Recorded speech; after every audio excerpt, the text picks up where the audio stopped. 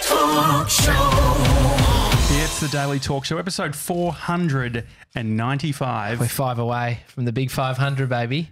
Vince Lebon, welcome to the Daily Talk Show. Thank you. Mate, great to have you in the studio. Yeah, cheers, mate. Fresh from the States. Well, not too fresh. Yeah, a couple months in now. How was your experience? We're heading over next week. I mean, you lived there for quite some time. Yeah, it was a crazy experience. I was there for 2 years, but I've spent quite a bit of time there over the last couple of years, and yeah, it's very different when you're living there for sure. I've got a young family, 2 kids, so it was a crazy experience. So people might know your shoe brand here in Melbourne, Rollie. Yeah, I've definitely seen a bunch of people walking around with them. You started that how many years ago? 7 years ago now. And it's morphed into something bigger than you thought it would, or? Yeah, look, I always had faith in sort of where I could put my energy in, and I thought it was a fun brand that I wanted to create that was much bigger than me. It's not called Vince Lebon, you know, it's the Rollie Nation. Good name, though. It would be a good name. Yeah. It's actually my wife's nickname. Yeah, it's great. Rollie. Yeah. How did she get the nickname? It's something I don't really talk about because it makes me look really bad. I assumed it had something because she was worked as a flight attendant. Yeah, she was a flight attendant for Qantas. So I just assumed the story that I'd created was Rollie. It's like she's got like a roll-on bag or whatever, and she was. Yeah, it's definitely not the real story, but I mean, that's a lot of people assume that. It was just a cute nickname that I sort of had for her that we developed, and I never really called her that, but like all her passwords were always Rollie, and so. Oh God, has she changed them? Yeah, now she has. So don't try to hack her. So they're all changed. But yeah, no, I worked on the business model for 6 months, and then I worked on the actual shoe for 6 months, and so yeah, it just felt like the right fit, you know. And we wanted to create something that was much bigger than me, and I think we've done that. Like the community is super engaged. Did it feel like a luxury to spend 6 months? Sort of, is it literally like a pen and paper type of deal, or? Yeah, I mean, well, I had like a couple different options of what I was trying to do, and because what I didn't want to do was just create another shoe. The world doesn't need another shoe, so it was really looking at the actual model itself and going, I got no money. So how am I going to launch a business, and how are we going to do it in a way that I can scale up without trying to bring on, you know, some other partners if I could. And so it was about going, okay, I looked at, you know, a lot of the businesses in the Australian market that were doing well, and Dunlop, and you've got, I guess, you know, Converse, Toms, and thought, how can we create one product that we just sort of keep updating the colors and build out a community from there and collaborate with all these artists. And that's sort of how I guess the idea just came about. So, but it felt right to sort of work on the model first and then product. You know, the product is an outcome of the model, not the other way around. Do you think not having money to start something is actually a great stressor or pressure to create something great? Yeah, totally. I mean, I think it's one lens to look at starting a business. I think the problem with that is a lot of people also think, well, I haven't got much to lose, so they don't think things out too much either. Yeah. So it's a mix of both, right?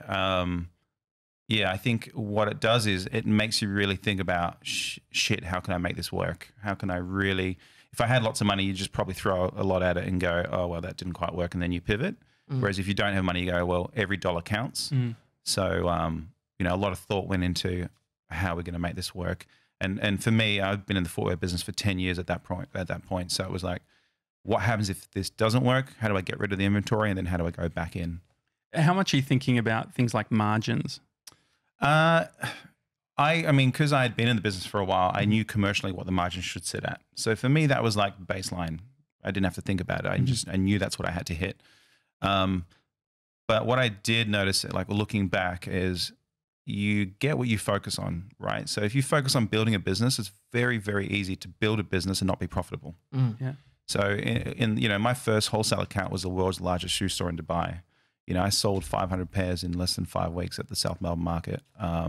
And so like it really started to take off pretty quickly. And, you know, we had distribution in Netherlands. And in the first 2 years, I picked up Nordstrom in the US because we did a trade show up there. And everything was really, really taking off. But, you know, we weren't overly profitable. I mean, we're in an inventory business, so you need money to make money, right? And even though we were making money, our orders kept getting bigger. So that then went on to the next run. But it wasn't until I really focused on how do we I want a successful business, and that means an admirable brand that's also profitable. And the minute I focused on both of those, it happened within 6 months. And that, so from the South Melbourne market to being stocked, around the world. Is this part of that 6 months plan? That time you spent planning out? Was that absolutely, yeah. So that 6 months that I took out, like I said, it was the business model. So forget about the product. What is it? It was a shoe that stays the same last. I'd worked I worked with a trading company prior to that, so I'd been spending 2 years in China, a month on, a month off. This was 4 kids, so that was definitely doable. And so I got to the point where I'm like, let's design the same shoe, same outsole, same lace, same socks, same shoebox, everything, just the upper material changes. So it was very easy to sort of go back and keep updating, the shoes. And so that whole concept and the go-to-market strategy was also created from the beginning. So I knew I wanted to do international trade shows. I already went and traveled to the US and checked out a trade show there. I went to Japan and checked out a show there. So I actually ended up bringing some partners in pretty early in because I'd got a full-time job because I was like, I'm about to have my first child. I'm not trying to start a new business right now. But I called them up and said, look, I'm looking for a job, but I have a business that I've just launched. It's doing really well. And they said, yeah, cool, no conflict of interest. I came in. In a couple of weeks, they offered me a partnership with that business. So that was really good. They were the leading independent footwear company at the time, or still are actually. And so, I said, cool, I'm willing to partner up, but here's my 3-year plan. And I had it all staged out. And they were all for it, signed up. And so I sort of had 2 jobs at the same time. I was doing Rollie and doing designing for this other company. About a year in, the Rollie business was just getting too big, and I'm like, I've got to do this full time. Yeah. So I transitioned and did that full time. We brought on an assistant, and it was like grassroots, man. Like, we had one desk, and I was working here, and my assistant was working on the same desk, playing hip hop music, blaring out in this office, and it was cool. It was really fun times, man. Like, we did a lot with 3 people, but in the end, it was like we did a lot with 3 people. We're in 11 countries, and just like it was crazy busy. And so, how do you go from there to end up on a reality show?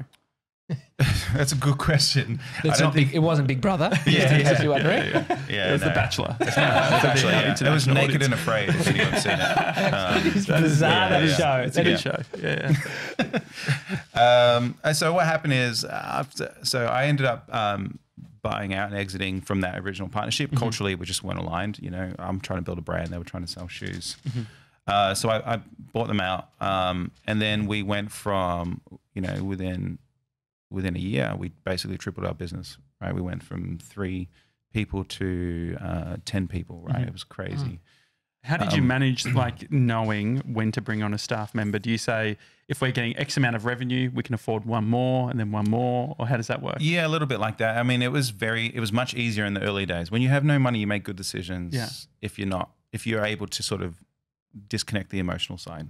So if you go, right, when we were 3 people, my next hire, which a lot of people would think was nuts at the time, and even starting a concept like Rollie was nuts at the time, right? Like, it was quite groundbreaking at the time, just because no one had white soles, super lightweight shoes. It looked like a unisex shoe. It was crazy. But anyway, at 3 people, my 4th hire was an online specialist, right? And you would think, oh, what about a production manager, or what about? A lot of people focus on things to make their life easier, and I'm like, no. At this stage, it's about hiring people that are going to add more money to the top line, right? Who can cover their own cost. And then that's how we just kept building and building. Every single person we hired had a direct impact to the revenue. So that's I think the best way to grow. And how much naivety is in those early days upon hindsight? In making those decisions to see, how it plays out, where you're like, oh God, that was a bit too early, but it worked, or, No, it felt it, to be honest, like it always felt I felt very good with the decisions that I was making, because they felt very calculated, and like, well, I knew exactly, like you said, like how much revenue they had to bring in to cover their cost, right? And I'm like, well, we can already see that this is working. Most of the time I try to make the money and then bring them in to support that baseline and then continue to grow. Anyone who's sort of known me or followed, I guess, my journey is always like, when they speak to me like, oh, Rollie's doing really well, I'm like, oh, we're not even close to where we need to be. And so I'm always thinking, cool, I'm happy where we are, but we need to be here and we need these steps to get there. I guess the naivety was around, it's just a crazy idea. I'm just, I guess, quite ambitious. And I think New York was probably where I thought, oh, I think I've gone a little bit too far now. You know, it was like, And so what came first, moving to the US or getting the opportunity to do the reality show? And I feel like the funny thing with the reality show is it's sort of underselling what it was, because it was also like an intensive course, right? Absolutely. Yeah. So I think the way I got to the reality show was basically I had scaled up to I think we were at 10 people at the time, and I just felt like all I was doing was running a business, right? And I'm a creative at heart, even though I know how to run a business. I'm looking at P&Ls, and I'm an Excel geek. I love it. But what's your favorite formula?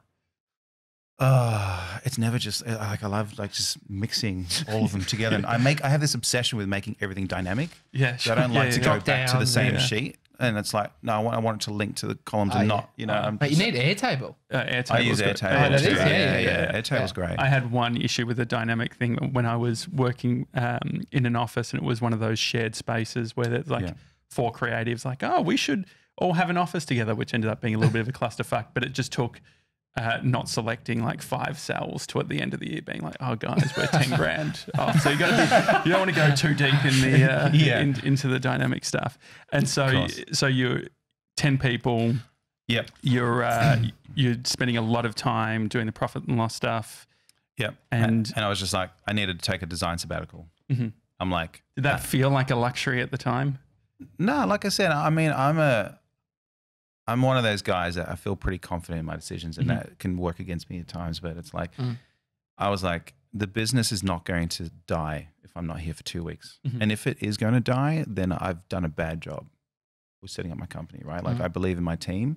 And at the time, so the design sabbatical was actually for Pensole. So Pensole is a sneaker design academy, right? And they have master classes, and the master class, it was actually 3 weeks. The first one I applied for was 3 weeks. And this will lend into the TV show, so bear with me for a second.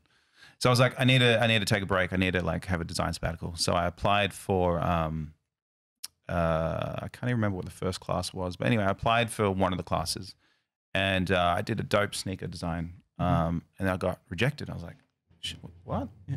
I was like, this is dope. Like, what makes up a dope sneaker design for you? For me, it was just like, it was innovative, it was original. You know, I'm not one of those guys that are trying to jack like the trends that are out there and just do my own version of a shoe and go, oh, that looks like a Ultra Boost or a Balenciaga sneaker. Like, I try to have my own vibe, and so I did this sneaker design and sent it through, and then got knocked back.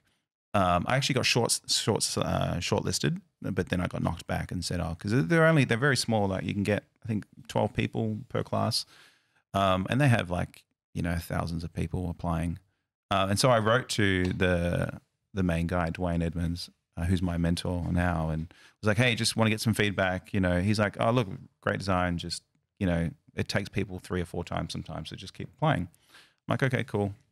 And how much time went into doing the design? Not much time. Okay. Yeah, if you talk about the naive side, this is it. And so confident. And also, but also, was there a part of you, like, what was the relationship with having to apply or getting picked or that sort of thing? Did having a successful business that's sort of running and then playing that game, did you have to put your ego aside? Yeah, I think, like I didn't realize it until I actually got knocked back that there was a level of that. I was like, oh, cool. Like, I'm a dope sneaker designer. I've got a business that's working. And like, when I reached out, it wasn't out of anger. I was like, I'm trying to actually learn here. What was it? And so he's like, no, just keep applying. And so what happened, it was they come out, you know, probably every quarter or every 6 months. So I had designed the next class. And it was funny, when I finished that sneaker, I decided to, so I did that. I did the sneaker, I submitted it. And before the third one even came out, I started designing the next one. I was like, so it was a really good shift for me. I was going, this is not about getting in the class. This is about me being better as a designer. And so, slight challenge, like you're like, I'll get in. I'll keep designing, and you guys. No, it was beyond that. Honestly, it was like, because I don't look at Rollie as a full blown sneaker brand, right? So it's a casual fashion. Yeah, me too. My phone is. Can you put my phone on silent if you already have it at 97? What an absolute nightmare. Yeah, go on. Sorry. So Rollie's not a full blown. It's not a street. It's not a hype sneaker brand or anything like that. So it was like, cool, I want to play in this space now, so let me just do this for myself. And as soon as that mental shift happened, you know, I got into the class. And so I actually applied for color materials because that's, you know, one of my strengths. So I went to the class. It was 3 weeks in Portland. They flew, they paid for, you know, all the accommodation and the class. It was with Footlocker and Asics. And so they put you in groups of 3. We went through, and one of my guys got kicked out because he was mentally a little bit unstable. Which plays well for a reality show, I guess. Do you make it to well, this wasn't a reality show yet. This wasn't even in the in that point. Yeah, no. So this was just the first masterclass. And so is it a certain type of person? Like, I guess you're getting the, you know, there is the creator sort of persona that you can imagine. Is it a bit like that, where you end up with just a bunch of creative directors in the room butting heads? Pretty much. Yeah. They have a marketing, a business. So it's business and marketing. Then there's a color materials designer, and then there's a actual footwear designer. And so color materials is the color of the shoe, and then like the material is like, what is that? It's very insightful. It's almost like picking between like how many different materials could you use in a shoe? Like how many options do you have? There's so millions. You know, I think the thing around color materials is that the reason why I love it so much is because I have a holistic view to design and go, well, the color and the materials actually dictates the story and the feeling, and then how that translates to a shoe and actually informs the design.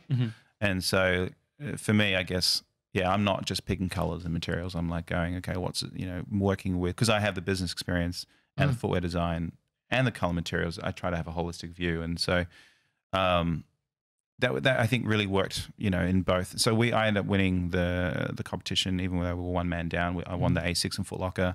So that launched with them, and like it sold out in a day, which was awesome. It was a global release. And so then Pensole reached out and were like, hey, we're going to do a reality TV show. We'd love for you to apply. And so that's how that all happened. Yeah, wow. So originally it was just meant to be 3 weeks. Yeah. And then I get, you know, the knock on the shoulder going, hey, please apply for a reality TV show. And for me, I had no desire to do that.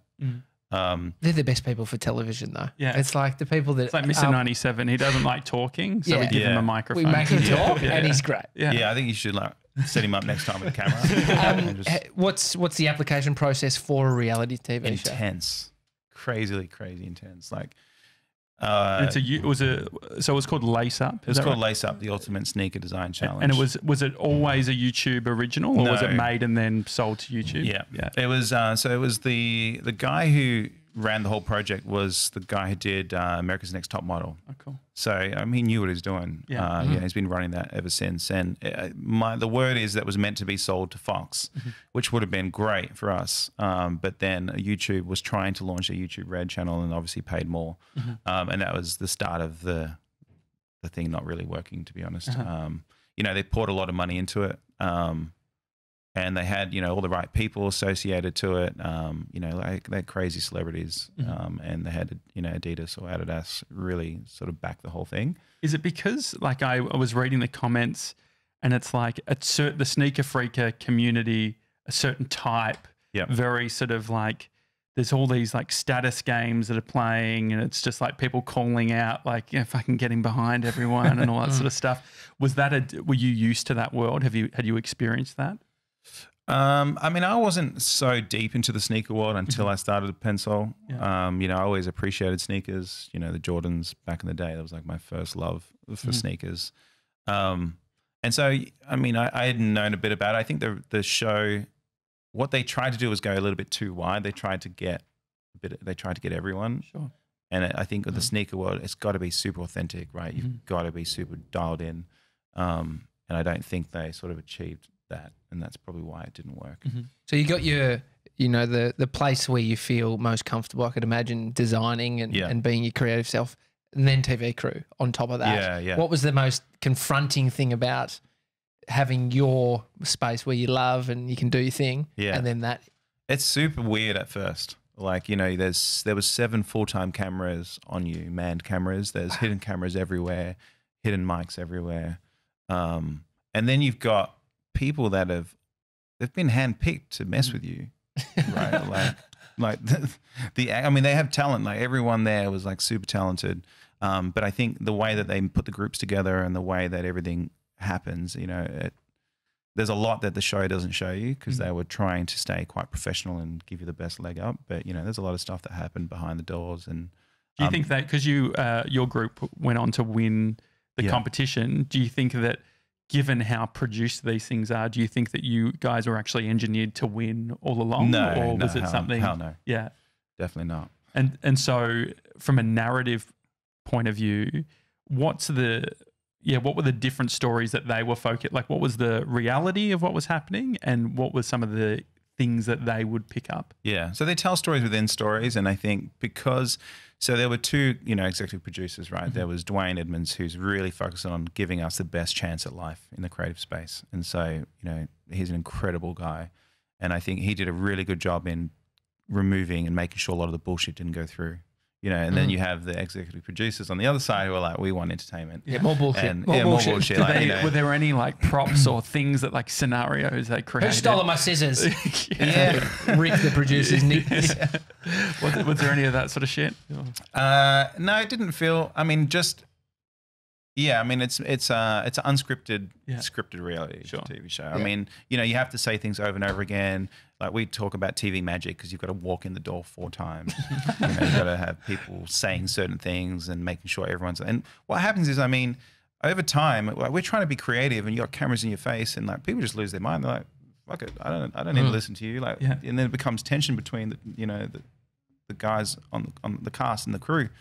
So it's very interesting dynamics. But I think like after, because I was, you know, one of the older contestants. There were a few people that are similar to age to me, but you know, I'm a dad. I'm already a professional in the space, and I was like, going, I'm not trying to act like a fool right now. Yeah. So you know, I was quite reserved for the first week and a half, 2 weeks. But then what? Because and it's the first show, so you're not sure how they're going to portray you. Yeah. But then you get tired, then you just lose your mind. You know, like you've been working nonstop. We had three dark days, which are day offs. We worked every other day. Like we would get a brief in the afternoon. We'd have to pitch the idea at the end of the day, start designing the next day, make the next day, pitch to the celebrity the next day, and then you're back on it again. It's crazy. I was watching episode 1, and like the first montage has a lady falling off a bunk bed. Oh, Megan! I love her. I mean, the people are incredible people. Yeah, but how did that? That's not set up. Like she literally fell off, and she fell off twice. Maybe at that point she should get the bottom bunk. Yeah. We spoke about that. I know reality shows aren't known for paying well. They usually just cover your costs. So pain point. Yeah, because it was in Portland. Was that? Yeah, it was in Portland. And is Portland, when it comes to cost of living, like food and stuff? They pay for everything. Okay, cool. for like living, food. I mean, it was meant to be $100,000 prize money, and like you can imagine having a family. Like I'm like, cool, man, let's make this happen. Yeah. Like that made a lot of sense. And then I got there and they like switched it up on us on camera. Like, hey, the winner gets a free year of swag and gets a job at Adidas as an internship. I'm like, oh no, yeah, what? Well, I mean, the people that go on reality shows usually aren't the successful ones. Yeah. So when you come in having a bit more, it's almost to lose, or you're risking a bit by taking the time out. So what was that sort of? I mean, that would have pissed me off. Mentally, that killed me. Yeah, I was like, damn, I'm like giving up being home with my family to do this, and because it's not like I want the money, but it's like I'm putting it on the line. Absolutely. Here. I mean, I think for me, it was like the money was one element, right? Like, and I think one of the mindsets too of being able to win in both times is like I didn't go there with the intention to win. My bar is about creating great work, and I believe if we create great work, we'll either win or I'll just be happy with the work that I create, and that's enough for me. And I think like so you don't have the added pressure of going, shit, I need to win, right? So that really helped us sort of get through where we're at. But definitely, I at the beginning mentally it was really hard to go, okay, now there's no money here, so now it's all about the platform. Did you have a hard conversation with producers and stuff when you contractually they can change anything? Yeah. There was a lot of talk about it at the beginning, but then what happens is you end up realizing that this is an incredible opportunity, regardless of the money, right? And like to be able to be in a space where you're designing nonstop every single day, challenged to the max for, you know, what was it, 9 weeks with celebrities. It was just cool. What happened to your business with Rollie at the time? Were you doing all of this stuff and then having phone calls with the team, or what did that look like? Well, they took our phone, and so we weren't allowed to talk to people. Oh, wow. For 9 weeks? For 9 weeks, And you had how many dark days did you say? We had 3 dark days. I was, you know, anyone who had a family was able to check in, I think, every 2 days or like for 10 minutes. But you were filmed. Outrageous. You were filmed when they were fun. checking in, so you couldn't do stuff or talk about stuff. Like everything that was being talked about would be on camera essentially. And like, you know, I had my 2IC actually at the time tried to resign at the end. I was like, bro, are you serious right now? Like, I'm trying to focus on getting through right now, and you're like, I don't know if I could do this. And so that was a challenge mentally. But it's, you know, like I said, I genuinely believe that this company needs to be set up that I can go out and do the things that I want to do. I don't want to be a slave to this business. Yeah. Right. The everyday creating, spending that time on your craft. Yeah. What, I mean, did it take something like the reality show for you to enter into that space? Oh yeah, for sure. Like I remember one of the biggest key learnings that I got at the end of it was like, man, we just did 8 weeks here, and we did a project every 4 days. A project that either went to market or could have went to market. And it was like, we had full blown, it wasn't just product. We had a physical sample. We had a go-to-market strategy. We had everything done, ready.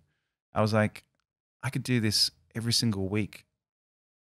And I would have 52 projects at the end of the year, and I'd have 3 days off every week. Yeah. You know, like mentally, like you just imagine if someone released 52 products a year and still felt like they only worked half the week. Yeah. Like no one thinks about designing at that level.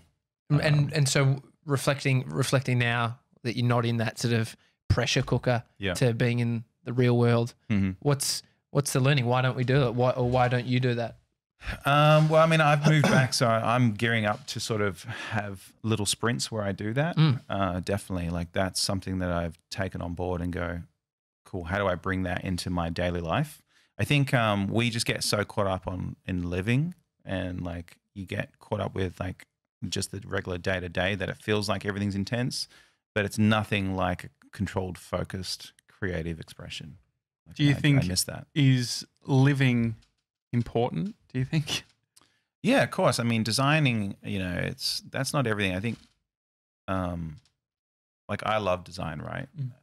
But ultimately, like even my business, like I love my business, but I do it for my family, right? So it was very easy to sort of go, I'm doing this for 8 weeks because I'm going to go back to my family, and hopefully I'll have my goal, like aside from winning the money, which got taken off with the day one. But you had some great swag. You had the great swag. Yeah. Going home. Exactly. Yeah, LAX. Looking legit, right? Yeah. Absolute baller. Yeah. You look like you had $100,000. You just did. Exactly. Yeah. I had $100,000 of promo gear. Yeah. No, I mean, at least we got to pick it, which was good. But how many snapbacks have you got?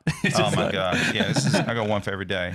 Yeah. You know, hey, what are you guys on? 4, 5, what did you say? 495? 495. It's 496.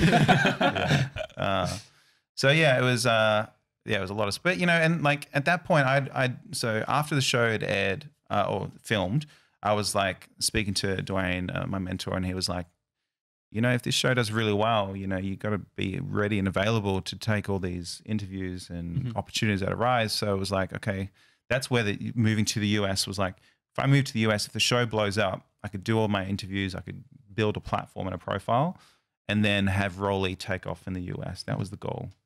But yeah, the show didn't, you know, because they did it through YouTube Red, and then they did a deal with Complex, which Complex is an amazing, you know, they got a cool, really good sneaker platform, but they're genuine sneakerheads. Yeah. Right. And so the show, you've done a broad show, you've given it to like a narrow audience that have very specific taste. And the worst part about it is no one wanted to cover it press wise, because why would they promote a competitor? Yeah, sure. Like it was literally the perfect storm in the wrong direction. Yeah. So, but it's cool. Like, you know, it sort of reset my expectations of, you know, of sort of where I was at, you know, mentally, and go, okay, well, now what do I do? You know, I think a lot of times, we focus on, if I only got a partnership, my business, if I partnered up with Australia's biggest footwear company, this would blow up. Yeah. And then it doesn't work out. You go, imagine if I was on a TV show and had this great opportunity. It's like, no, just make shit happen yourself. Yeah, well, it's giving the power over. So it's like Josh saying, auditioning or submitting and being knocked back. It's like, I've created all this shit. Why am I facing this now? Did you actually sit down and strategize moving forward without all that stuff that you thought might have happened? Yeah, for sure. Like I said, I think even like coming back here, like this was a real lifestyle decision for us. It was like, okay, how bad do I think I was so focused on building an empire just because I felt like I could, as opposed to going, what do I really want in life? And so mentally that was a really big shift. And so, I'll eventually release my luxury sneaker line next year. It doesn't need to make money. I'm doing it for myself. Yeah.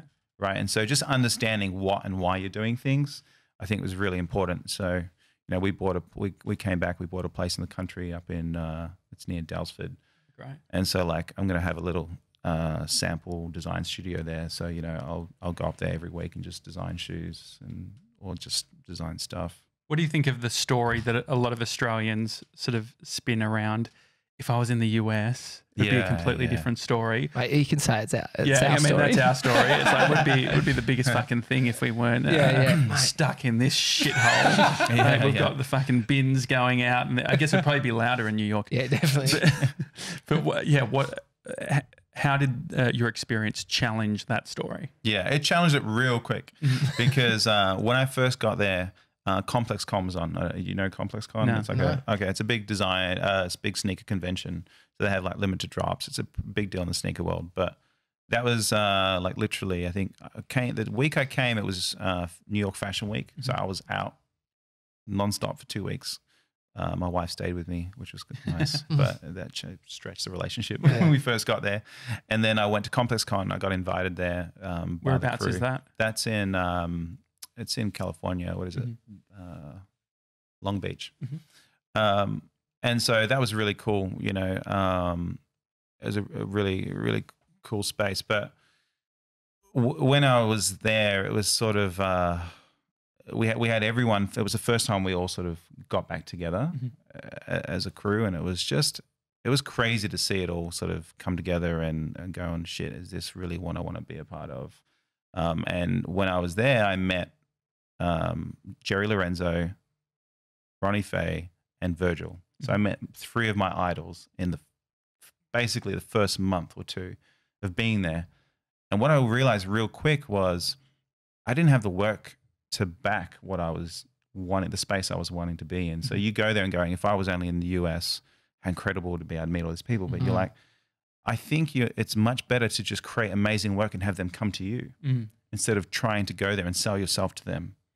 Right. And so what I've noticed is, when the James Hardens got released and all the sneakers and the stuff I was working on, I was getting people reaching out to me, as opposed to it being, you don't need to go to the States to blow up. You just need to create awesome shit here that people come to you. Like, if you look at, PE Nation and what she did, she's living in Sydney and killing it. Yeah. So how do you think I think it's quite common to think like that. We need to be in the hustle and bustle. We need to be in New York City or where. It's also like that scale thing. Everyone says like Australia's not big enough to do X, Y, and Z.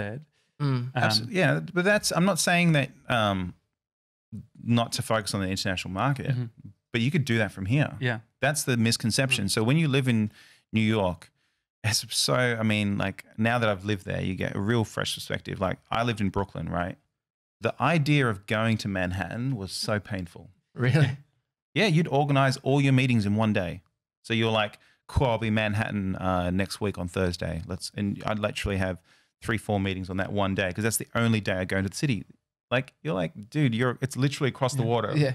Right? It's almost like when I was a kid, we had a pool, and we're like, fuck, when we get a pool, we're going to use it every single day. It doesn't matter what the weather is. And then before you know it, it's like mum's yelling at me because I haven't been in the pool in 6 months. So did you think you were going to go to the island at Manhattan more than you did? Yeah, for sure. Yeah. You think like we chose New York because it was like everyone comes to New York, and so we'd be able to arrange meetings all the time. LA is an incredible place to be, but it's so big, and I'd spend most of my time in traffic. So I was like, this makes a lot of sense. I can get around easily. But what you find is that like if you live in Brooklyn particularly, like people don't go to Manhattan, and a lot of Manhattan people don't go to Brooklyn. So you build this in your head that it would be so easy. And then like the States is massive, right? And so a lot of the time we're on conference calls between here and LA, or we're doing something with San Francisco, we're doing something with Seattle. Like, you know, when I was launching with Rollie, we had customers all over the country, or collaborators. And it's like, so you're not actually seeing them anyway. Yeah. Right? You may as well do that. Like if you really, really want to do this from here, just change your working hours. Yeah. Is it almost like a brand perception as well? Like what do you think about when you think of personal brand? Yeah. I think you can be international and just go, like if I committed, and this is what I hope to do, is I'll just go, I'm going to be in New York and LA every single quarter. So you just book all your meetings in that time frame. Yeah. And I think you almost need to do that actually if you want to really be relevant globally. And you know, you might pick Europe and the US, but if you set a time that you're always there, then people know to book those meetings in those times. And from a personal brand perspective, it really definitely helps being global. Like when you talk about just being in Australia, like they switch off mentally also. Yeah. Because it's like, it's too hard. Yeah.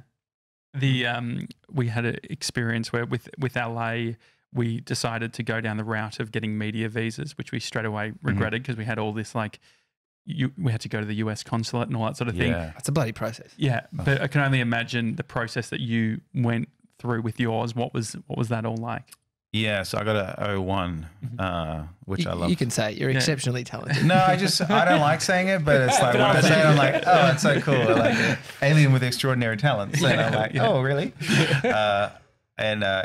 It was. I was very lucky because when I got my 01, it was done through the TV show, and so they did everything for me. But I had to give them a lot of stuff. Like they obviously wanted like all press clippings. You had to prove that you were the best placed person to basically be there, and you're an expert in your industry. Yeah. Do you remember the US, like going to the consulate? Did you have to do all that and have an appointment? Yeah, of course. Actually, so for the show, when you fly up, they fly you up a week early, and you're in solitude for a week, so you can't talk to anyone. And it's basically to mess you up. Yeah. But it's so fucked up. Man, the whole thing is horrible. just pretty outrageous. Yeah. I mean, we did do it to Mr. 97 when he first started working with us. Yeah, I mean, but put him in that's solitude. That's called onboarding.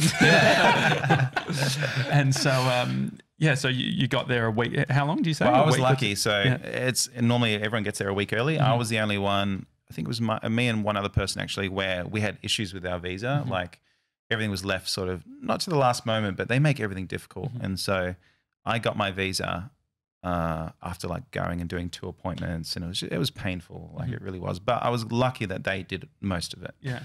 But the painful part was like they're like, if you're not here in a day's time, like you're not in the show. Oh wow. Right. So I was already confirmed to get in, but I had no visa. So they expedited the whole thing for me, and then I flew out. The day I landed, I did my interview with the whole executive board, and then the next morning they're like, "You're in." Wow. So and like there were some people that spent a whole week there and got sent home. I know. So it was about 4 people. Yeah. Yeah. Auditions are horrible. Like all that kind of stuff. Mhm. It's like because it's you could easily identify that it's like I'm not actually just right for that. So it's not about me and who I am. It's just that I'm not a right fit.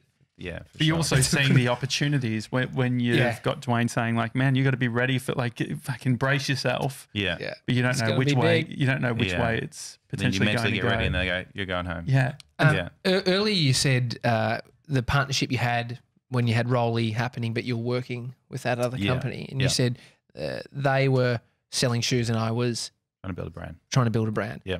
What's the distinction there between what you do and what they were on a mission to do? Well, one's short term and one's long term, right? And so if you're just focusing on selling shoes, that's easy to do, right? Copy everyone else, put your own logo on it. Or if you have your own brand and your own shoe that you've done, flog it and sell it to anyone who's wanting to take it. Do deals and don't care about where it's being placed and who you're selling to. What's the biggest compromise that most brands or people selling shoes make? I mean, most businesses fail in the first 3 years, right? So what generally happens is the first year you're spending so much time on building relationships, and you're so buzzed, you've got this awesome idea that you think's awesome, and most other people don't. And it takes a good year to sort of get things in motion, and then by the second year, all of that hard work in the first year starts to pay off. And then generally what happens, the reason why I believe they fail in the second and third year is that by the time you get there, that's where you see all the mistakes that you've made. Sure. And so whether you're not commercial enough, or whether you haven't factored in that if you miss a delivery or something goes wrong with your manufacturer, you just can't warrant that cost or loss. And so that's really where it comes down. Whereas for us, you know, we were up and running out the gate almost immediately. And that was because, like I said, I'd been in the game for 10 years prior. So I already knew who I could go out to, what customers I could see. It was just a matter of whether they wanted it or not.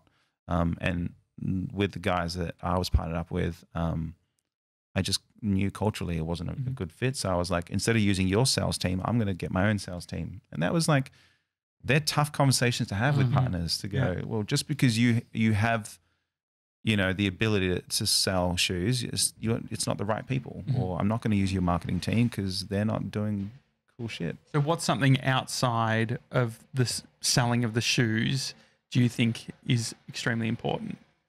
You need to have a unique selling proposition, right? You need to mean something. You need to be authentic. You need to genuinely be adding value into people's lives. Like, the way I look at, you know, selling anything is, if you really want someone to give up their hard-earned cash, like someone who's literally worked 9 to 5 to make money, to then exchange it for something that you're offering.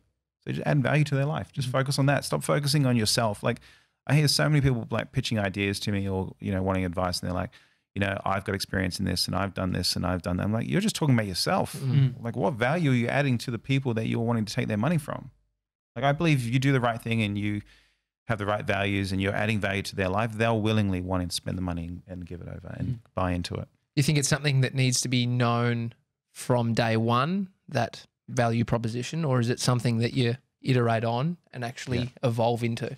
I think you can evolve into, you can adapt and pivot, but you need to, from day one, you need to be thinking about what the value exchange is between you and the customer. If you don't have that, then, you know, you're probably just leveraging, you know, your existing network, and they're just you know, helping you out because they're friends or family, and like no one buys something that they don't need. Like this guy, mate. I did buy met a guy who did. I bought this coin once, which was a dumb purchase, but it was, it was a coin to remind him that he's going to die one day. Yeah. Oh, but right, with the whole exchange rate, and it worked out to be $75. My girlfriend keeps finding it around the house. It's a bit slightly annoying. So. But it provided you value in maybe storytelling, or exactly. You know what I mean? Like, mate, don't validate it. it's a fucking weird thing to do. But I mean, it is. I ended up in a fucking sales Where's funnel. the coin now? It's on the smart speaker at home, just sitting there on the bedside table. So it's kind of balanced the terrible decision that you made. So that's a smart speaker, not so smart decision. And they actually sort of balance each other. Nice. Socks. How important are socks to a shoe brand? We have a thing that we say, no socks, no problem.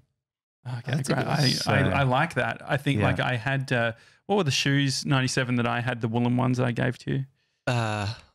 The New Zealand company. Yeah, made of wool. Allbirds. Allbirds. Oh, Allbirds, yeah. So I don't know what, like, I love, I get into hype.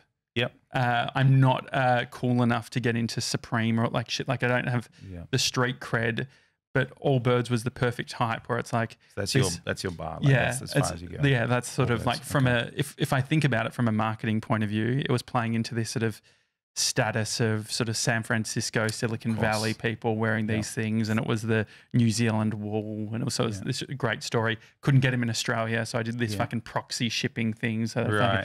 Like you went through a bit of effort. Yeah, and then I ended up I was walking on a beach, and the fucking tide came in, and the shoes got wet, and they were fucked. Yeah. So I gave them to Mr. 97.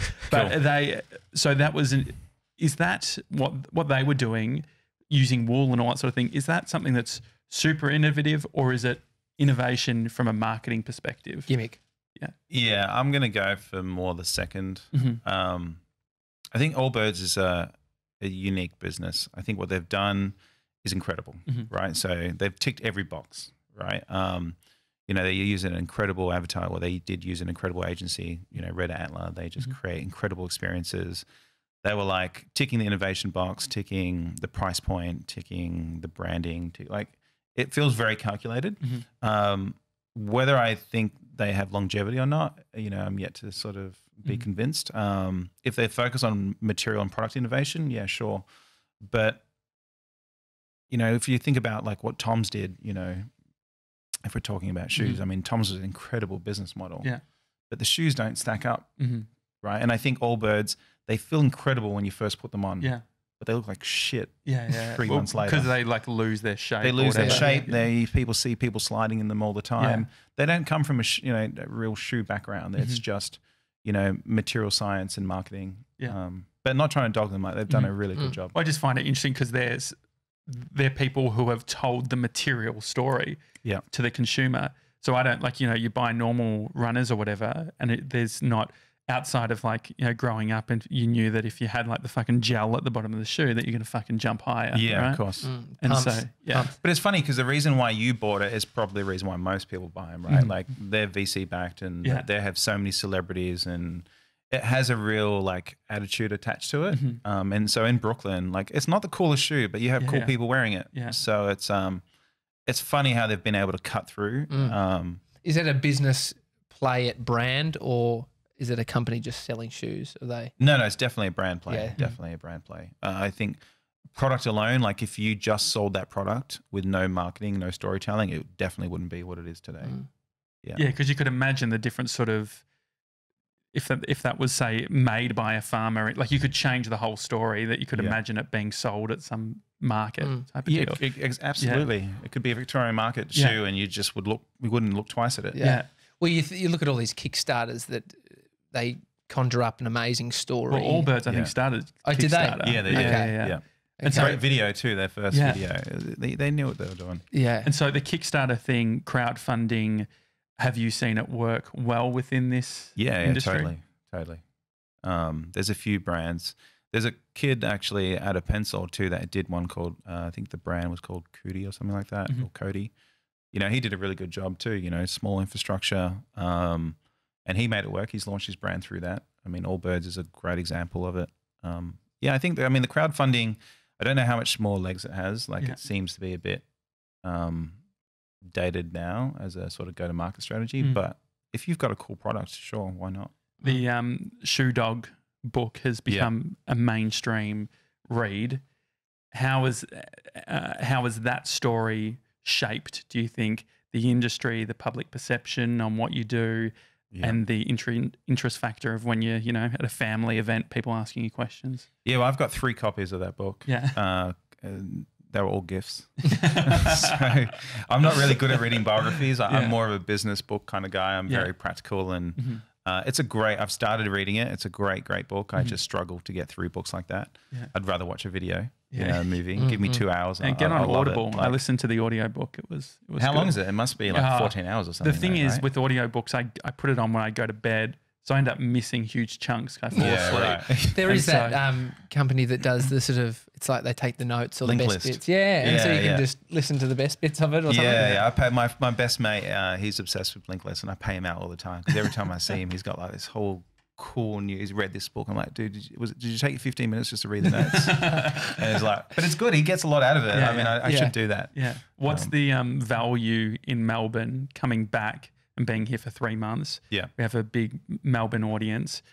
If we're speaking to entrepreneurs or people who are just getting started, and they've got the story around the US thing, or all those sort of limiting stories, or the stuff around, tall poppy syndrome, all that sort of thing. Or the money. Money, customer size. What are some of the positive things about being in Melbourne?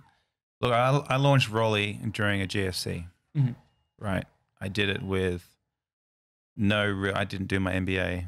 Like, you can make shit happen regardless at any time. Like, you just have to find a way. So just do it. I think thinking that you need to be in the States to make stuff happen, it's all a lie. Yeah. Right. Like, you could do it from here. You could still focus on the international market. Just do it from here. Like I said, just book regular trips. I will say, like, the main thing that I've learned is, like, it's not about selling yourself, right? just create great work and they'll come to you. Like build up.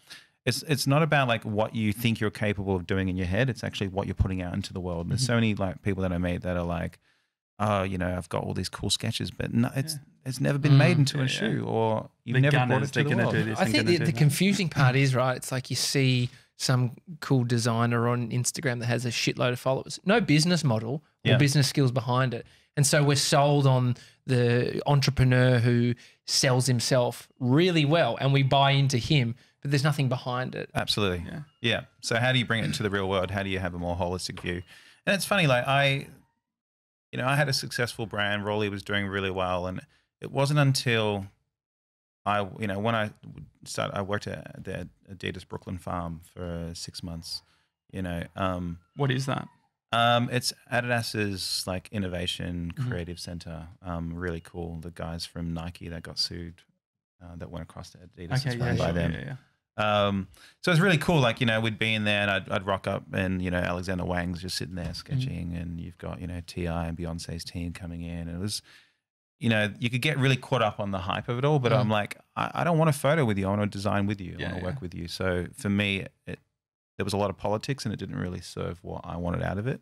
But it was an incredible experience, but it's like, here we value and look up to international brands so much that people think that I was a successful designer because I worked at Adidas as opposed to going, I've got a successful Rollie brand.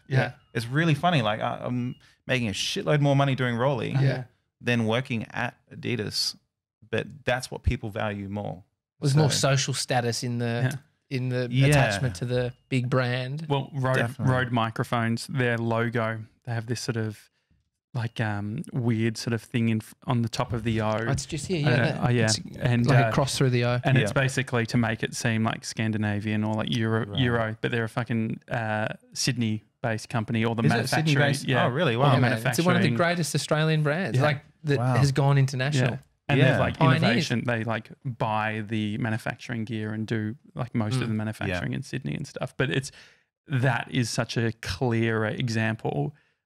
People thinking about brand and then trying to make it look less Australian. Yeah. Like you look at Aesop and you look at some really cool Australian brands that are out. Like I said, PE Nation, I'm a big fan of what she's doing because she's connected to culture, right? Yeah. And she's doing it from Sydney. I think that was a real, like I said, meeting my 3 idols in the first month and going, shit, I didn't capitalize off that opportunity because I didn't have, like, I could show them the stuff I did for James Harden and this and that. It's like, but they don't want to vibe. They don't want to go, cool, let's hook up and start designing now. And so because Tommy and I were talking about this the other day, we were at an event and we were talking about, did we talk about like, most people don't know what we do from a production point of view.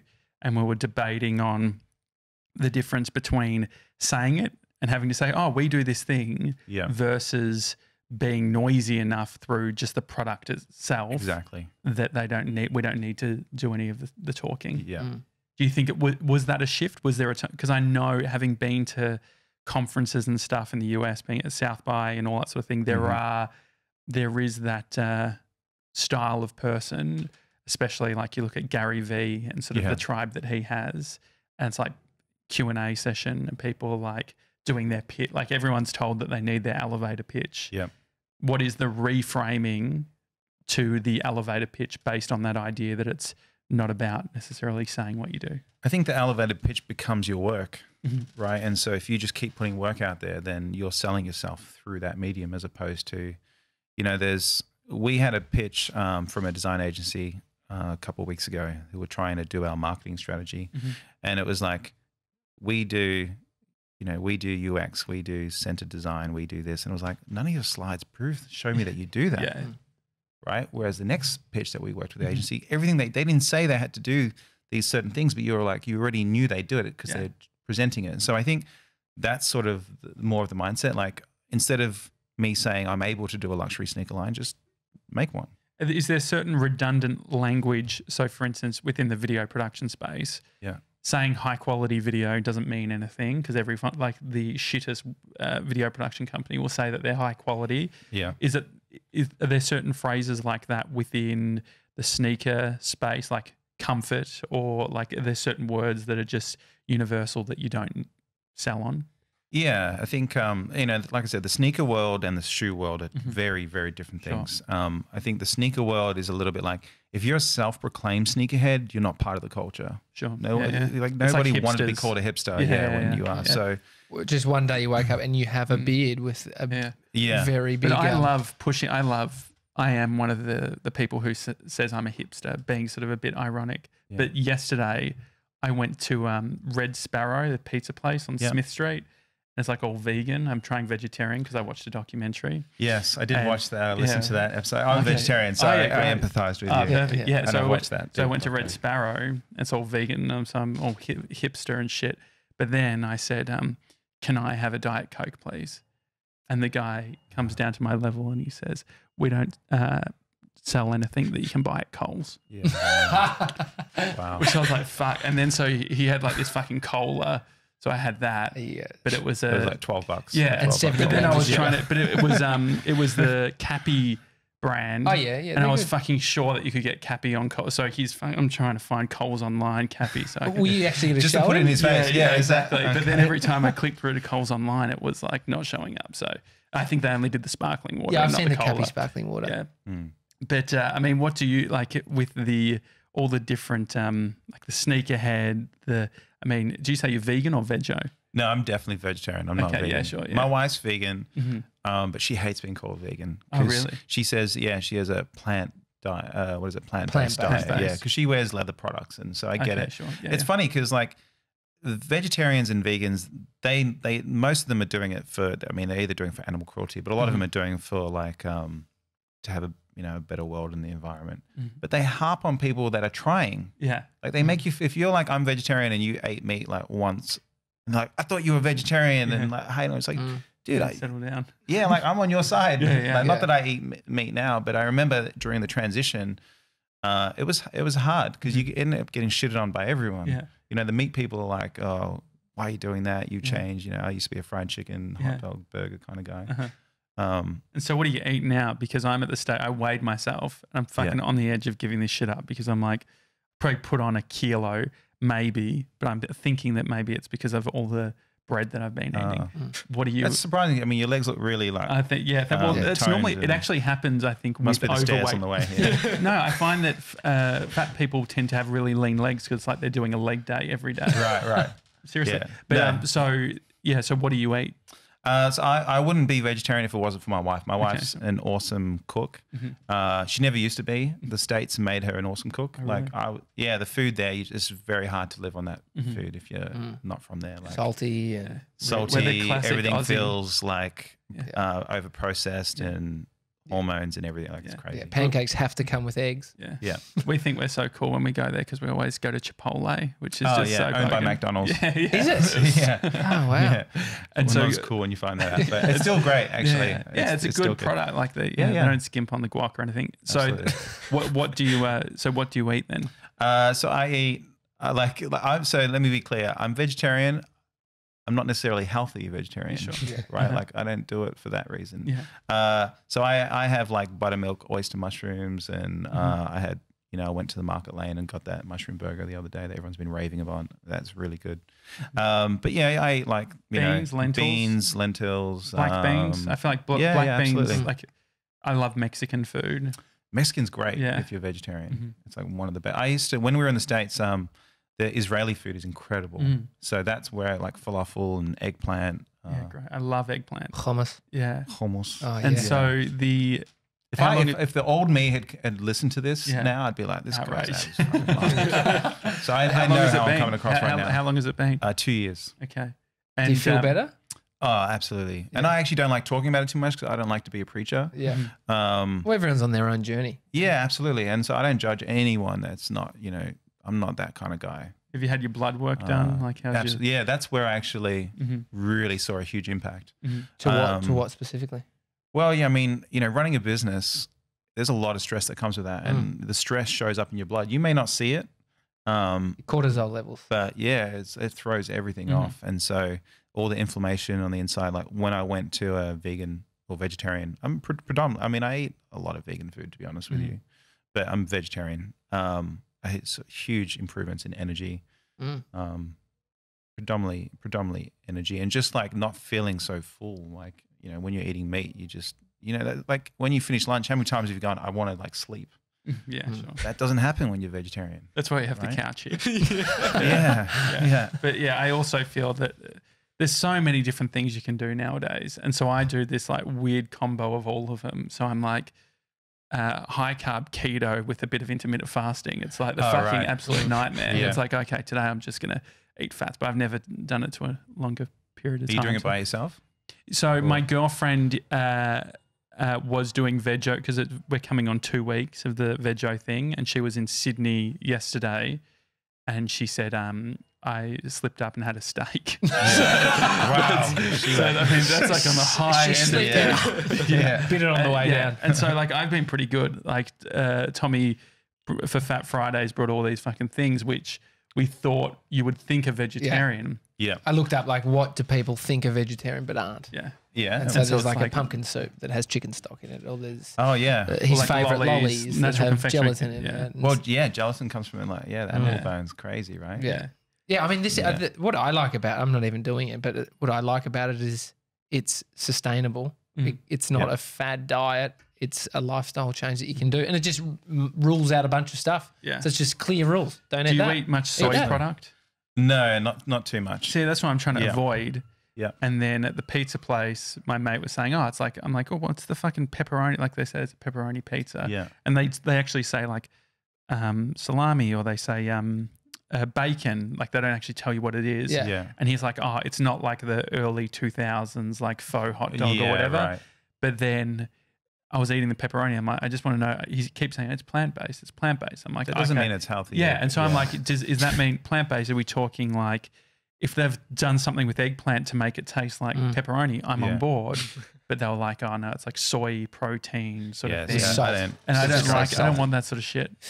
Did you? I know in New York, I've seen a YouTuber. He went and got these like sliders that are veggie or vegan. Yeah. Did you try any of that stuff? Yeah, I when you were did. living there? Yeah. Anything All like the burgers, stand out? you know. No, like a lot of it, they're trying to emulate meat, and I don't want any of that, right? Like I'm beyond that point. I started being vegetarian where I was like, there was a TED documentary that I saw or talk where he's like, just try a vegetarian 5 days and do meat on the weekends. And that's like awesome for me. I'm like, I can hang out with my boys and still get steaks, and just during the week, I can make my wife's life a bit easier and just eat what she's eating. And I did that for about 3 weeks, and then I was like, I don't even want to touch meat anymore.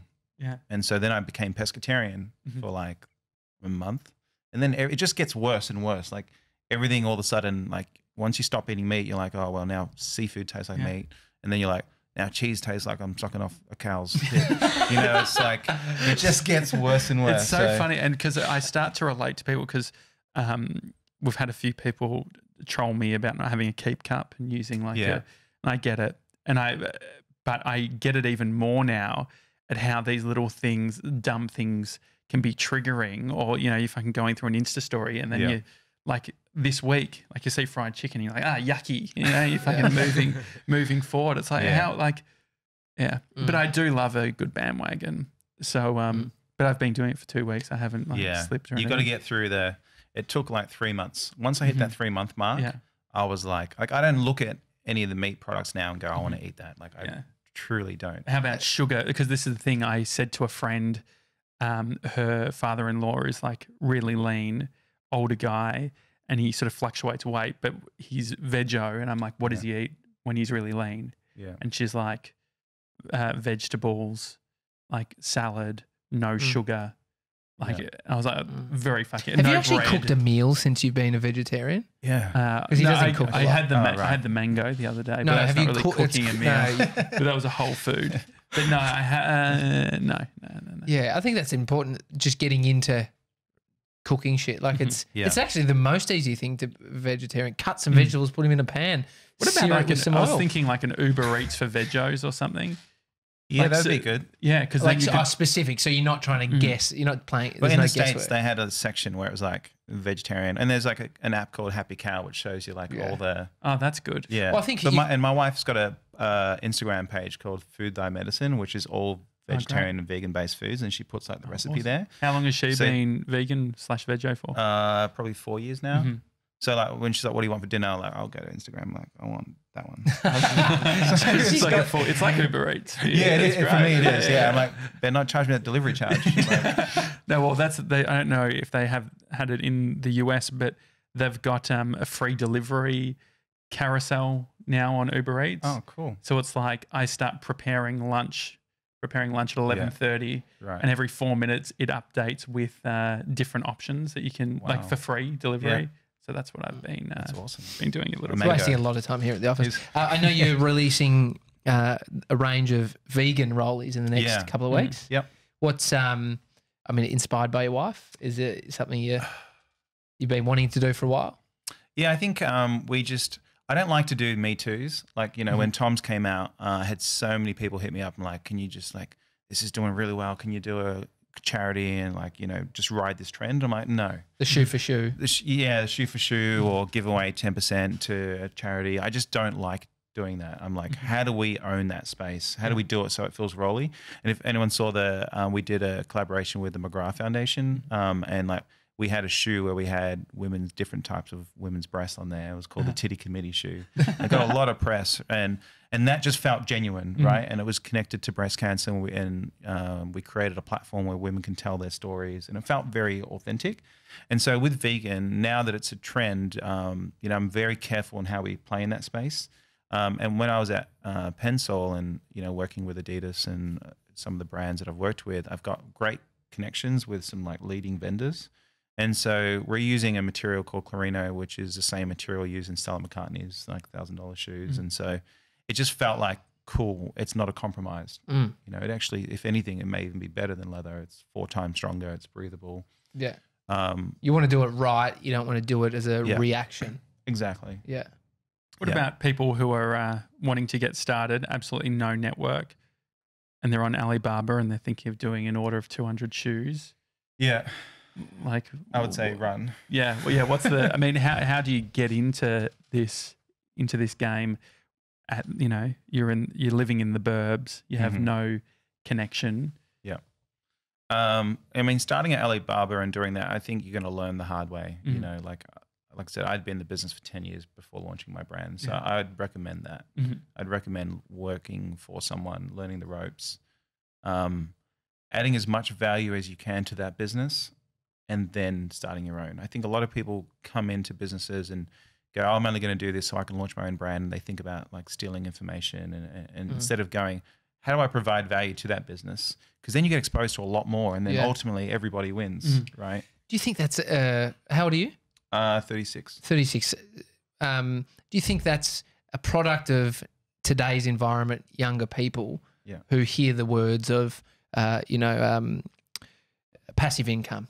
Or e-com, because start a shop. I'll get people to buy it. And then they don't. So then they go, well, because all you're saying is build some hard skills, dude. Yeah, man. And actually earn your place, which is an old school approach in my mind. It's the infinite game rather than the finite game. And everyone's like the finite game is what you were describing with the just selling shoes and just doing all of that sort of stuff, rather than being like, actually, we're on this earth for a chunk of time. Might as well like actually go slowly rather than the constant want for hockey stick growth. Like add some value to people's lives. Become a master in your craft. Like I think it's so easy to do things now. Like people who want to start a business can go, I'll go to Alibaba or I'll open up a Shopify site for $29 a month. Opening up a shop on an online store and not doing marketing and having some real online expertise is like opening up a store in the desert and hoping people go there. Yeah. Like it's crazy, but it's just so easy to do now that people think, I'll just set it up, and that's how a lot of people fail. How do you find people to hire? Like, what are you looking for? It's very much around a cultural fit and a mindset. Like I'm not trying to build a business that's the leading company in Australia in footwear. I'm trying to go. I don't really aspire to any footwear brands in Australia. I aspire to a global space and go, how do we become a global brand? How do we do stuff that, I always say the work that I want to create is how do we create work that I'm proud of, that I'd put in my portfolio, right? And so we're still chasing that. What about like I guess at the executive level, when you start going sort of the more senior route, potentially it's a slightly different game, because in one perspective you want them to treat it like it's their own. Yeah. But then a bunch of people who want to do that will just start their own business. Mm-hmm. How do you find the entrepreneur that's happy to play the employee intrapreneur game? You got to be flexible. You got to understand what every employee is coming in to do. Mm-hmm. Like, you know, what do they value, and play to that. You know, there's certain people that I would love for them to work for me for 5 years and then start their own business. I'll help you. Mm-hmm. Right? There's no point holding back people. You know, if that's why I say, like, focus on, if employees that are looking for jobs, make sure that it's a two-way street. Like, a lot of people go, well, I'm only here for a 9 to 5 and I want to get paid and then I'll do something. If you're here for a 9 to 5, my business is not right for you. Mm-hmm. And now I don't want you to work beyond 5, but I expect I'm going to be dedicated to you as a person. It's so true though, isn't it? Because I think it's like, we want you to be able to have like normal hours and all that sort of thing, but you don't want the person who wants the normal hours working, because then it's constantly time checking and playing that game. I don't count hours. Like, you know, I've got a big shout out to Deb, my marketing girl, but you know, she's a mother of 3. She's a superwoman, right? Yeah. Like, she's got so much shit on her mind, but you know, there's days where her kid's sick and she has to work from home, or she's running around. Like, I'm not going to count your hours. I count the output. Yeah, absolutely. Right. So I think, you know, is she capable of starting her own business? Absolutely. A good chunk of the people in my business can. But if they understand what we're trying to create and we do this together, there's a lot of value in that. And if I give them the flexibility and they feel like they're a part of something, it becomes bigger than them. So it becomes, you know, easy for them to buy into the story. To finish up, I'd like you to analyze our shoes and maybe get some feedback on, in regards to our personal brands, where we could go with it. 97, while we do that, can you see if there's any comments or things that you might want to bring up from Instagram? But firstly, how do you say the brand of Josh's? Asics.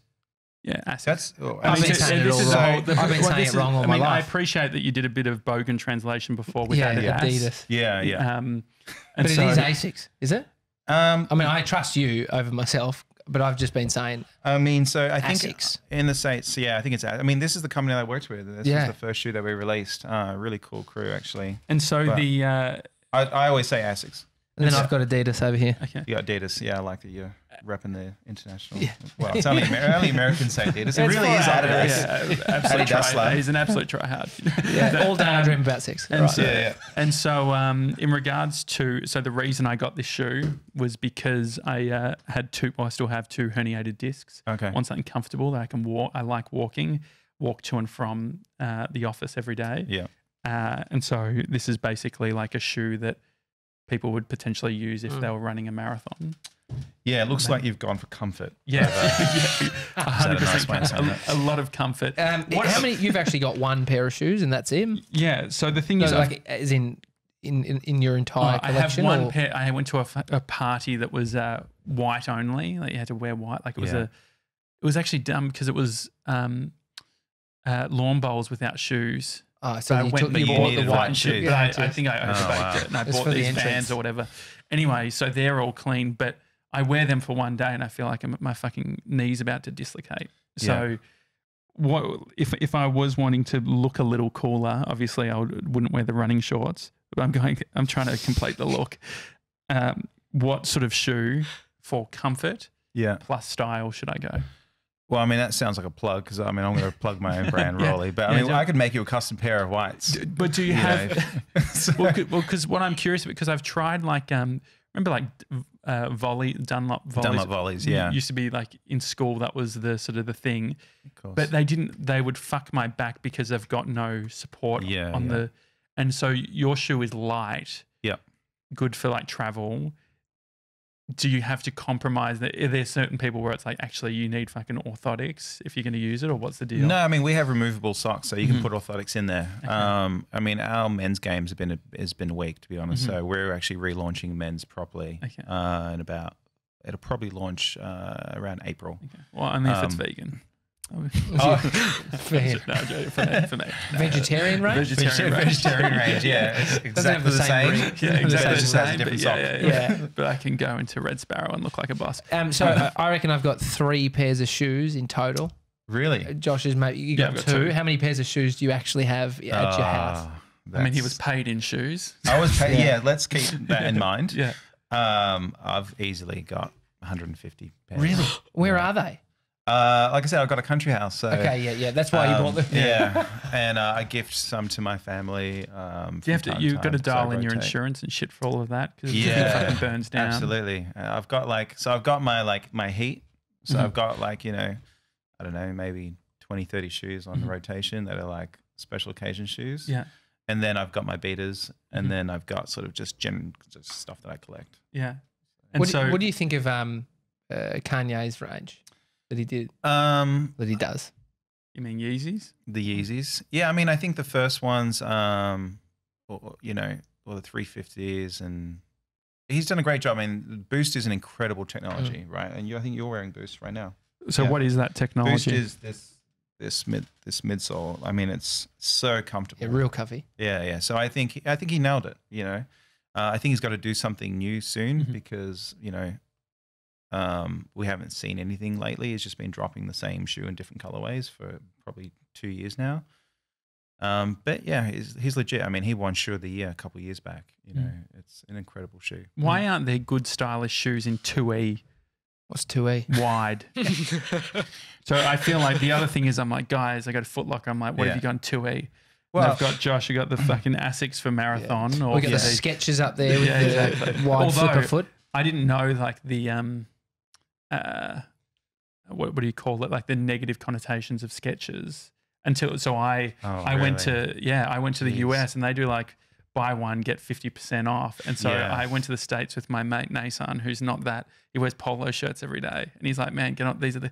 He's American. He's like, man, these are the comfiest shoes you can buy. And so I bought like 6 pairs of Skechers. Was this when Kardashian? I wouldn't have agreed to do this. But they were but they're like full, like it's like I don't know I've if seen it's all Kardashian hype, but it's with like the CBTs. Yeah. It fucking like the memory foam or whatever the fuck they're using is amazing. So if you had to advise us based on having a wide foot, and keeping in mind that like the Converse ones, I tried wearing them as a kid, but they're so narrow, I'm going to fucking break my foot. Yeah. Are there any cool shoes that are designed for wide feet? Yeah, I mean, I think a lot of the basketball boots are always quite wide. So I have to wear basketball shoes. Well, I mean, like this is the Jordan ones are they called the 90? I bought some a while ago that I think they had 90s or something, 90 or something. The MX 90s? Yeah. Yeah, that's not these ones. These are the Jordan ones. Yeah. And so they're it's similar. just an expensive game. Like I was looking in Nike the other day, saw these great pair of shoes. I haven't bought a pair of shoes in ages. And I was like, oh, fuck, I've got to spend $180. Yeah. Just to look cool, but they're not even that functional. So the pricing... They always give you like 9 weeks of your life and go on a reality TV show and then... and then get 300 pairs. Yeah. I wish it was for Nike though, but I shouldn't say that. But. And so the price of shoes, has it changed much? Is it getting cheaper and cheaper to make shoes? Well, the shoes at retail are getting too cheap. I mean, for the amount of work, one shoe can be touched by 40 people. There's probably 20 to 30 components in every single shoe. So the amount of work that goes in shoes relative to the price, is pretty crazy. Yeah, they should be more expensive. Yeah, interesting. And so is it bad sort of labor? So like, is it accessing like cheap labor? Is that what's happening? Yeah, I mean, that's why shoes are still made in, cheaper countries like, China and Vietnam. I think when you look at Italian shoes and people are like, why are they so expensive? It's because, like I said, there's so many components. There's so many, the cost of opening up an outsole, it can be anywhere between $5,000 and $20,000. So that's before you've sold a single shoe. What did you say? What is it called? Opening up an outsole? Yeah, so to do the tooling for an outsole, if you want to do your own custom design, that's why. So the barrier to entry into sneakers to do your own brand is really high. So that's why I say, like, go out there, build up your networks, build up your technical experience, and then do it. If you're going to go on Alibaba, anyone can go there and just get an outsole and design a shoe on it. But design your own soles. Design your own uppers, go pick all your materials, do all of that. And so if you're, because 97, how much did you pay for your shoes? Lacoste. These what are you rocking? Lacoste, just like white sort of. You have like $5 shoes. No, but the problem is they're not breathable, so your feet just smell like shit. Yeah. So, but like these were like $70, I think, like 30% off on the Iconic. What was the shoe brand? The one that was like literally like $10? Kmart. Yeah, No, I think it was was Kmart, wasn't it? No. It was from. The same place you got the hoodies. Was it from there? Yeah, it was literally like $10 for a pair of shoes. Yeah. Wow. And so, I mean, what's the Does 40 people still touch a pair of $10 shoes, or what's happening there? in most cases. So that's fucking so crazy. cheaper labour? Yeah. This guy funding that shit. Yeah. Yeah. Well, I think we live in a over consume sort of world, right? Like we overproduce. We don't need the amount of products that we do. Yeah. It's like, I mean, you got 150 pairs of shoes. yeah, you're right. But the funny thing is, right? Like when you think about the way the design space works, right? There's companies out there designing shoes 8 months in advance, hoping that they're going to design something that you actually want. Yeah, sure. Right. And then it goes into a retail store and sits on the shelves until it gets sold. If it doesn't get sold, it then goes on sale and then someone buys it because it's It's on cheap. sale. Yeah. Like you probably wouldn't have bought it if it was at full price. Yeah. So the whole lifestyle is completely broken, right? Like I'm cool to have 150 pairs, but it's 150 pairs of shoes that I want, Yeah. as opposed to going, I bought it because it was cheap, Yeah. right? And I think that that's where, as designers, we need to start to shift the dial and go, how do we start to design with people or with people's insight a lot earlier in the process so that, we're not designing so far out. And so I think the future is really exciting in the way we can disrupt supply chain models. And like, I don't think everyone should be able to have an opinion on design. Like, there's a lot of people who are not designers, like Shoes of Parade failed because not everyone wants to design a shoe, but they should be able to have an input. Like if you've got a wide 2E foot, like, cool. Why can't you pick any shoe and say, I want it in my size? And so at the moment, that's just because they're like, we'll have to do more tooling or something, or that's going to, Yeah, essentially that's the main reason. Too expensive. You'd be paying $500 for a pair. Well, that's And the you whole, wouldn't, yeah. And so like companies like New Balance or whatever that do it, are they just seeing a gap in the market and saying, there's wide feet, we can sort of own that one? Yeah, pretty much. Yeah, but I think that, as the world starts and the production process starts to evolve, if we can work on 3D printing and, rapid prototyping, and we get in a way where I'm a big fan of individualization as opposed to customization. So you should be able to buy products that fit you specifically, as opposed to sort of going, I want to change this to a particular color. So I think once that shifts, we're going to be producing less and producing what people want. And I think we're all going to benefit from it. Because I remember Nike, I feel like maybe 15 years ago, had like some crazy flash website where you could pick the color and you could even embroider the Nike ID. And so I remember stores in New York. There's one that you can go into. And LA, I know there's one, and they're customizing, taking bits from this shoe and putting it over onto this. Watch this epic video. This sneaker freak, Brendan Sharp, is a podcaster in America. He's got probably more shoes than you, and he does the competition. Yeah, 150 is not that much. He's an absolute freak, but he went into this place where they rip apart a shoe from over there and put it onto this. Yeah, soul swaps. It's so cool. Yeah, really cool. That's a whole different world. Yeah. The customization world. It's really cool what they're doing. That's so cool. 97. Yeah, sorry. I was just going to say, just to finish off, I know you'd probably be good at looking at a shoe and saying, that's probably a 12 or 11. Size-wise. Yeah, what do you reckon between Josh and I? Who's got the bigger foot here? Oh, you got the bigger foot. Sorry, wrong. Really? We went to the Footlocker. Oh, you know why? Where's it that probably foot? was? It's probably Because like my wife- the massive cushion sofa that's like attached to that bottom of the outsole. Really? Yeah, that is huge. Yeah. Yeah, I'm at 12 and a half and he's an 11 and a half. Yeah. Oh, We got wow. them. Did you got them the- actually? You step on did that it thing. The athlete's foot. But we've actually got Wow. we've got Nathan. You know what? It was actually the legs in my face going, no, just get them away from me. It's Just you. put it It's down. you. Are you surprised how tanned my legs are given They've it's got like- pretty tan. Yeah. But the Anyway, Mr. No Sevs. Yeah. You were gonna. No, so I was just curious. Like you were saying, like 40 people have like a hand in sort of producing the shoe. In terms of like the design process, how does that work when you're collaborating with someone else? Like, do you do, the front of the shoe, or does someone take care of the sole? Or it depends like what company you're working for. So if you're working for a big company like Nike and Adidas, you've got a creative director that passes on to a design director who then passes it to the brand designer who works with color materials and a marketing and a PM, right? So that's sort of, but generally the designer itself does the entire sketch. If you're in like an innovation department, then they may work on the actual concept first and the outsole, and then work their way up, design uppers for that outsole. But generally it's like a designer that designs something, but then the designer doesn't necessarily get it made. Like there's a lot of technical people that will go and actually get them made from there. So how much of the stuff is on you don't file? have like a designer that goes, I only design the front of the shoe. There are people that design just outsoles though. Absolutely. Because outsoles is a whole different, like it's very, very technical.